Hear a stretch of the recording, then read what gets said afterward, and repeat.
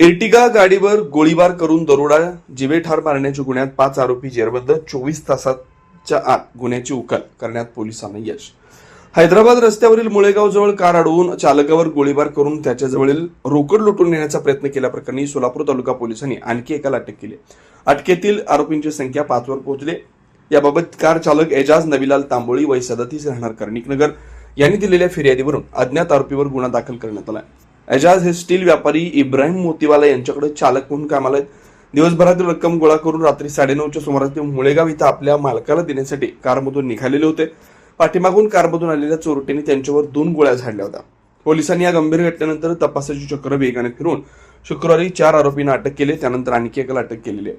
ही कारवाई पोलीस निरीक्षक कुंदन गावडे यांच्या नेतृत्वाखाली सहाय्यक पोलीस निरीक्षक सोमनाथ कदम, पोलीस उपनिरीक्षक महेश घोडके, सहाय्यक फौजदार विवेक सांजेकर, पोलीस अंमलदार राहुल महेंद्रकर, शशिकांत कोळेकर, महेश कटधोंड, धनराज गायकवाड, अनंत चमके आदींनी केले.